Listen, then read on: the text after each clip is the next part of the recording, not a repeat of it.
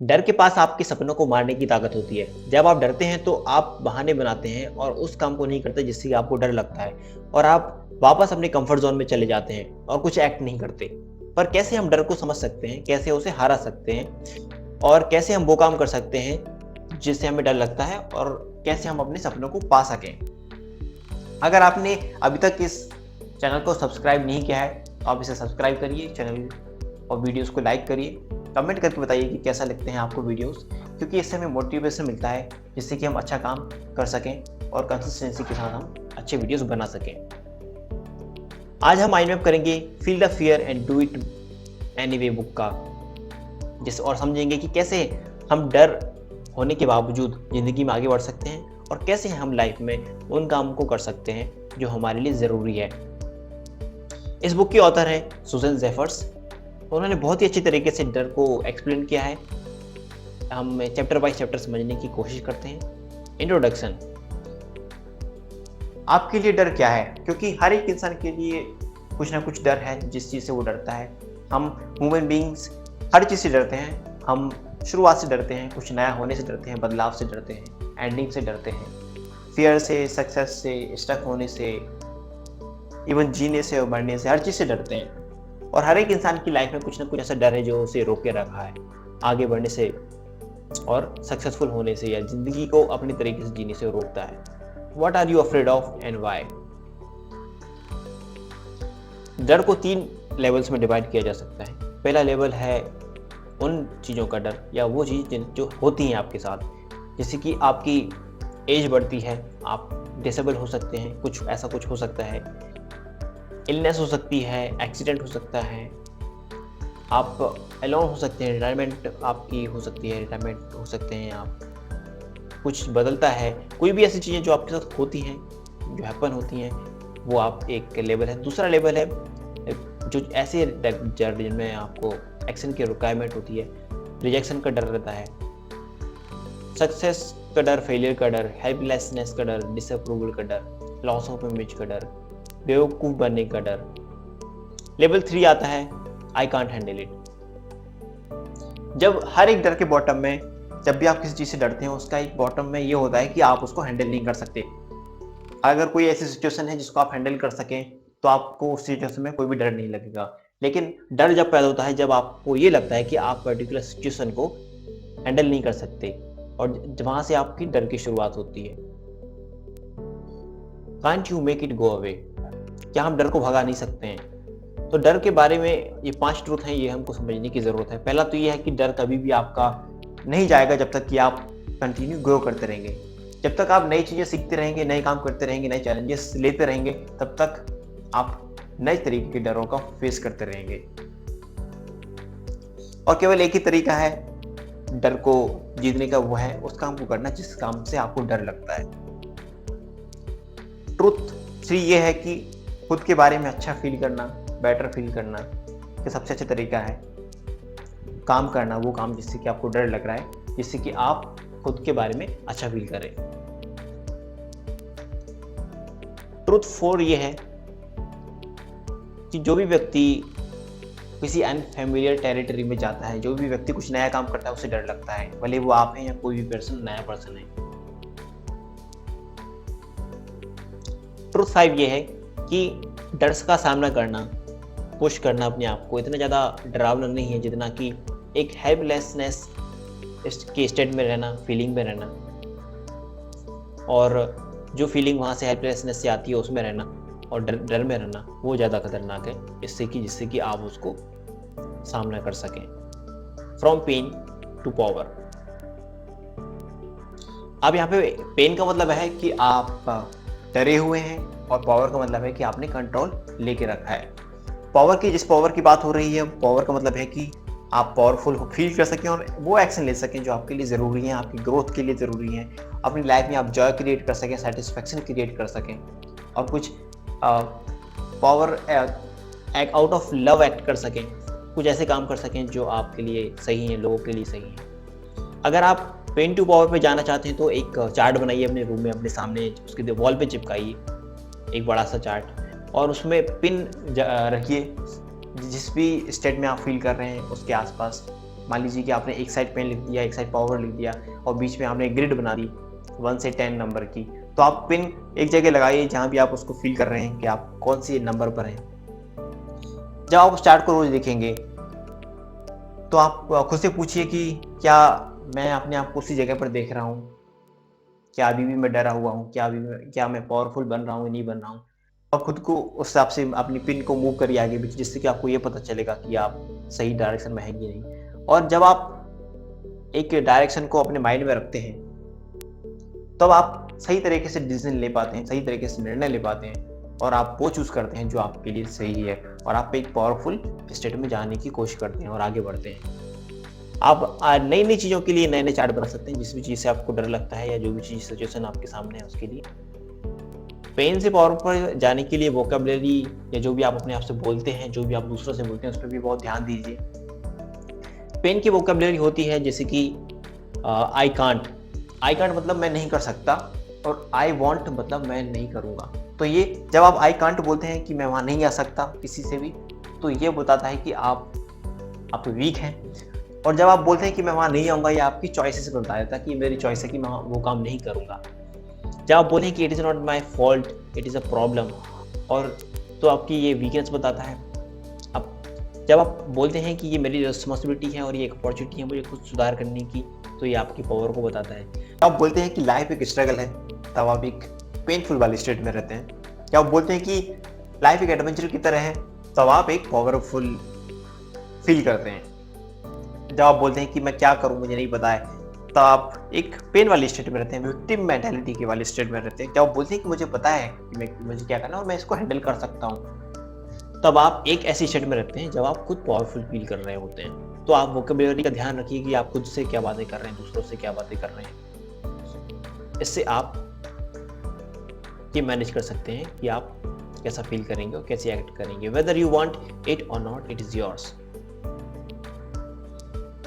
क्या आप एक विक्टिम मेंटालिटी वाले पर्सन हैं, विक्टिम हैं, या फिर रिस्पॉन्सिबिलिटी लेते हैं अपनी लाइफ की? क्या एक पावरफुल पर्सन है या विक्टिम पर्सन है? आप इसको जो भी आपने लाइफ में आपको दिया है, आप इसको माने या ना माने, लेकिन ये आपका ही है। आप जो भी सिचुएशन आपके सामने है, या तो आप उसको हैंडल कर सकते हैं पावरफुल बनकर, पावर के साथ, या आप एक विक्टिम मेंटालिटी के साथ उसको हैंडल कर सकते हैं। कुछ डेफिनेशन ऐसी हैं जो ये बताती हैं कि रिस्पॉन्सिबल होने का या रिस्पॉन्सिबिलिटी लेने का मतलब क्या होता है। रिस्पॉन्सिबिलिटी लेने का मतलब होता है कि किसी को भी ब्लेम ना करना आपकी सिचुएशन के लिए, या जो भी आपके पास है, जो भी आप कर रहे हैं, या जो भी आप फील कर रहे हैं उसके लिए। रिस्पॉन्सिबिलिटी का मतलब है कि खुद को भी ब्लेम ना करना। ये कॉन्ट्राडिक्ट साउंड कर सकता है पॉइंट 1 से, लेकिन नहीं है। जो भी चीज़ आपकी पावर को आपसे दूर ले जाती है, जो भी आपको विक्टिम बनाती है, वो गलत है आपके लिए। और आपको जो भी चीज़ आपको पावर से दूर करती है, वो आपको रिस्पॉन्सिबल नहीं बना सकती। तो इसलिए खुद को भी ब्लेम नहीं करना है।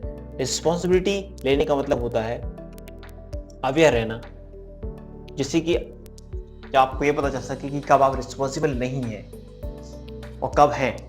रिस्पॉन्सिबिलिटी लेने का मतलब है कि अपनी जो भी मेंटल चैटर बॉक्स है उसको बंद करना, उसको काम करना। रिस्पॉन्सिबिलिटी लेने का मतलब है कि फिगर आउट करना कि आप लाइफ में क्या चाहते हैं और उसके ऊपर एक्ट करना, अपने गोल्स बनाना और उनके ऊपर काम करना और उनके आगे बढ़ना ज़िंदगी में। रिस्पॉन्सिबिलिटी लेने का मतलब है कि जो भी मल्टीट्यूड ऑफ चॉइस आपके पास है गिवन सिचुएशन में, उनके बारे में अवेयर रहना और उनके ऊपर एक्ट करना और पता रहना कि आप वो चीज़ कर रहे हैं और उसको मैनेज कर सकते हैं। Next comes Pollyanna rights again. सबसे ज़्यादा एक रियलिस्टिक चीज़ क्या है, पॉजिटिव होना या नेगेटिव होना? देखिए, जब आप लाइफ को एक हैप्पी तरीके से जी सकते हैं, तो मिजरेबल तरीके से जीने से क्या मतलब? लाइफ में कुछ भी रियलिस्टिक और अनरियलिस्टिक नहीं है। ये सिर्फ एक आपका परसेप्शन है, जो आप जिस तरीके से आप एक गिवन सिचुएशन को देखते हैं, उस तरीके से आप खुद की रियलिटी को बनाते हैं। सो खुद को नेगेटिव थॉट्स से फीड करना बंद करें। नेगेटिव थॉट जो है वो आपकी पावर को आपसे छीनते हैं और आपको पैरालाइज करते हैं डर से। आप अफर्मेशंस का भी यूज़ कर सकते हैं खुद को पावरफुल बनाने में, खुद को एक ऐसा पर्सन बनाने में जो आप बनना चाहते हैं। अफर्मेशन का मतलब होता है कि कुछ पॉजिटिव स्टेटमेंट होते हैं ऐसे बोलना जिससे कि वो ऑलरेडी आपकी लाइफ में हो रहे हैं। जैसे कि आई relax knowing that I can handle it all. खुद को ये बोलना, बार बार याद दिलाना कि मैं ये चीज़ें मैनेज कर सकता हूँ, मैं हैंडल कर सकता हूँ। और खुद को याद रहना कि I stand tall and take responsibility of my life. मैं खुद की ज़िंदगी की रिस्पॉन्सिबिलिटी लेता हूँ मैं, और खड़ा हूँ मैं, मैनेज कर सकता हूँ। मैं जहाँ भी जाता हूँ वहाँ पर प्यार और वार्मथ ही फैलाता हूँ। मैं पावरफुल हूँ और मैं लविंग हूँ। इस तरीके के खुद के लिए जो आप अफर्मेशंस बनाते हैं, खुद के लिए जो बोलते हैं, वो बहुत ही पावरफुल होते हैं और आपको डर को मैनेज करने में बहुत ही ज़्यादा आपकी हेल्प करते हैं। How to make no lose decision. जो सबसे बड़ा डर है, सबसे बड़े डरों में से एक बोल सकते हैं, वो है डिसीजन लेने का डर, यानी कुछ डिसाइड ना कर पाना कि आप लाइफ में क्या चाहते हैं, क्या नहीं चाहते। तो इसके लिए जब आप डिसीजन बना रहे हैं तो आप ये कुछ चीज़ें फॉलो कर सकते हैं जो आपको बहुत हेल्प कर सकती हैं। पहला तो ये है कि आप फोकस करिए नो लूज मॉडल पे। मतलब अगर आप रिसर्च करके कुछ इसी अच्छे से एक डिसीजन ले रहे हैं और फिर भी आपको डर लग रहा है, तो ये सोचिए कि आप किसी भी सिचुएशन में हारेंगे नहीं, आपको कुछ नुकसान नहीं है अगर आप कोई डिसीजन ले रहे हैं। अगर और आप फेल भी होते हैं तो भी आप वहाँ से कुछ ना कुछ सीखेंगे, आपको कुछ ना कुछ ग्रोथ मिलेगी, आप लर्न करेंगे वहाँ से और एक सक्सेसफुल पर्सन बनकर आप वहाँ से बाहर आएंगे। Do your homework. जो भी आप सीख सकते हैं अपने डिसीजन के बारे में, जब आप ले रहे हैं उसके अल्टरनेटिव के बारे में, उसके बारे में सीखिए। लोगों से बात करिए, जिन भी लोगों से बात कर सकते हैं, प्रोफेशनल लोगों से बात करिए, आपके रिलेटिव्स हैं और जिन भी लोगों से आप बात कर सकते हैं, इन्फॉर्मेशन ले सकते हैं, उनसे आप बात करिए। कई लोग आपकी हेल्प करेंगे, कई लोग आपकी हेल्प नहीं करेंगे और कई लोग आपको खुश रहेंगे कि आपने उनसे हेल्प मांगी और अब वो आपकी हेल्प करेंगे। Establish your priorities. खुद की प्रायोरिटीज़ को आप एस्टेब्लिश करिए जिससे कि आप ये देख सकें कि आपकी लाइफ में आप क्या चाहते हैं और डिसीजन ले सकें उसके बारे में, जिससे कि आप वो काम कर सकें जो आपके लिए ज़रूरी है। फोर्थ पॉइंट है ट्रस्ट योर इम्पल्सेस। खुद की इम्पल्सेस पे ट्रस्ट रखना। कई बार आपके इम्पल्सेस बहुत सही होते हैं और कई बार जो इम्पल्सेस हैं वो सबकॉन्शियस माइंड से आते हैं, तो आप उनको ध्यान में रख के उनके ऊपर अगर डिसीजन लेते हैं तो कई बार वो सच होते हैं, तो आप उनको भी थोड़ा फोकस करिए। राइट एंड नाउ, आप खुद को बहुत ज़्यादा सीरियस लेने की ज़रूरत नहीं है। कुछ भी इतना ज़रूरी नहीं है कि लाइफ में, कुछ भी ज़्यादा इतना इंपॉर्टेंट नहीं है कि एक डिसीजन से आपका सब कुछ बर्बाद हो जाएगा। लाइफ के कई एस्पेक्ट होते हैं और आपको हर एस्पेक्ट जीने की ज़रूरत है। Next is how whole is your whole life. जो सबसे बड़ी हम गलती कर देते हैं वो ये करते हैं कि हम कंसीडर कर लेते हैं किसी भी एक एस्पेक्ट को हमारी होल लाइफ। मतलब हम हमारे जॉब को हमारा सब कुछ मान लेते हैं, हमारी रिलेशनशिप को हम सब कुछ मान लेते हैं, हमारे बच्चों से रिलेशनशिप, हमारे हस्बैंड वाइफ से रिलेशनशिप को हम सब कुछ मान लेते हैं। और इसमें जब हम ये करते हैं तो हमें फियर ऑफ लूजिंग का डर रहता है। हम बहुत ज़्यादा अटैच हो जाते हैं किसी भी चीज़ से। मान लीजिए जॉब से अटैच हो गए तो हमें उससे बहुत ज़्यादा डर रहेगा उसको खोने का। तो किसी भी एस्पेक्ट को लाइफ में सब कुछ मानना ज़रूरी नहीं है। आपकी लाइफ बहुत बड़ी है, कई सारे एस्पेक्ट हैं, तो उसके लिए कि आप एक ग्रिड बनाइए खुद की लाइफ के लिए कि ये चीज़ें आपके लिए इंपॉर्टेंट हैं, ये चीज़ें आपको लाइफ में करनी है, पर्सनल ग्रोथ करनी है, कमिटमेंट आपको उनके देने हैं। तो जब आप इन चीज़ों के बारे में करते हैं तो आप एक हर चीज़ को 100% दीजिए, इससे कि आप प्रेजेंट में रहेंगे और उस चीज़ को आप अच्छी तरीके से कर पाएंगे। हर एक एस्पेक्ट में आप आगे बढ़ पाएंगे। जब आप हर एक के में बढ़ते हैं तो आप किसी भी एक चीज़ पे डिपेंडेंट नहीं रहते, और जब आप किसी भी एक चीज़ पे डिपेंडेंट नहीं है पूरी तरीके से, तब आप पूरी तरीके से डिवास्टेड नहीं होते हैं। जब आप उस चीज़ से दूर होते हैं या कोई चीज़ आपको, जब आप किसी पर्सन को या किसी जॉब को लूज़ करते हैं, किसी भी चीज़ को लूज़ करते हैं, तो just not your head and से यस।